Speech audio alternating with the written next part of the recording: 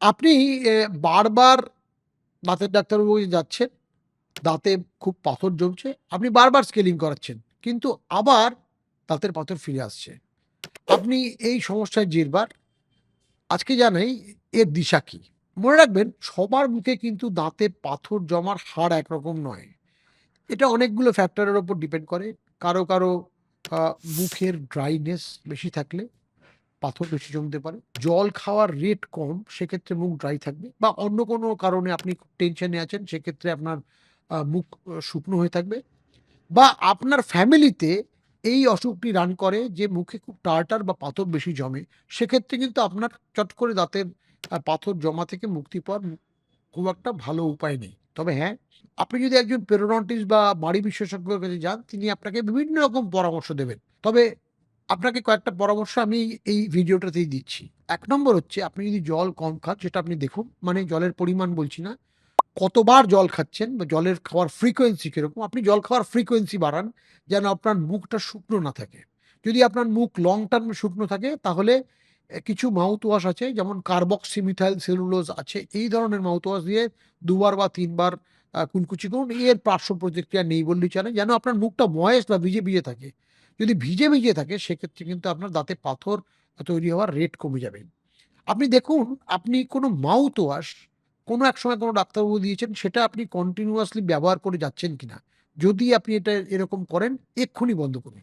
কারণ বাজার চলতি বেশ কিছু মাউথ ওয়াশ আছে, যার পার্শ্ব প্রতিক্রিয়া হিসাবে দাঁতে পাথর জমার অসুবিধা হতে পারে। এটা আপনি হয়তো জানেন না, আপনাদের সেটা জানা না।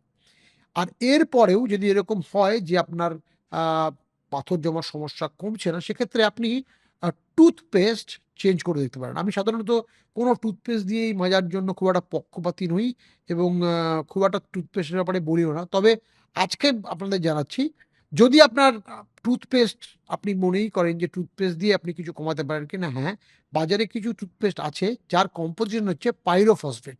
পাইরোফসফেটওয়ালা কিছু পেস্ট, তার নাম আমি আপনাদের এই রিলে বলতে পারব না। কিন্তু এরকম পাওয়া যায়। বিভিন্ন ই-কমার্স সাইটেও পাওয়া যায়। আপনারা দেখুন pyrophosphate containing toothpaste in India বলে আপনি যদি Google এ সার্চ করেন, তাহলে এই ধরনের টুথপেস্ট কিন্তু আপনার আ দাঁতে পাথর হওয়ার সমস্যা কমাবে। এছাড়াও মনে রাখবেন, যদি আপনার পাথর হওয়ার সমস্যা কম বারবার হতে থাকে, সেক্ষেত্রে আপনি বছরে ২ বার স্কেলিং করাতেই পারেন। অতএব মনে রাখবেন, ফর্মুলা নাম্বার 1, বারে জল খান। ফর্মুলা নাম্বার ২, যদি জল খেয়েও আপনার মুখের ভিতরে শুকনো ভাব থাকে, তাহলে কার্বক্সিমিথাইল সেলুলোজ সমন্বিত কোনো একটি মাউথওয়াশ ব্যবহার করুন দিনে ২ বার বা ৩ বার। এতে মুখ ভিজে থাকবে। আপনার দিনে ২ বার ব্রাশ করার সঙ্গে টুথপেস্টটি চেঞ্জ করতে পারেন। যেখানে পাইরোফসফেট আছে, এরকম কোনো টুথপেস্ট ব্যবহার করতে পারেন। এছাড়া যেটা করবেন, একটা খুব ইম্পোর্টেন্ট কথা লাস্ট বলছি। যদি আপনার এরকম হয় যে আপনার ফ্যামিলিতে পাথর জমার সমস্যা আছে এবং আপনি ঘুমের সময় মুখ হা করে ঘুমোচ্ছেন, যেটা আপনি আপনার ফ্যামিলি মেম্বারকে বলতেও পারেন। সেক্ষেত্রেও আপনার মুখ ড্রাই হবে এবং মুখে ঘন পাথর জমবে। সেরকম হলে একজন দাঁতের ডাক্তারবাবু বা একজন পেরোডন্টিস্টকে দেখাতে পারেন।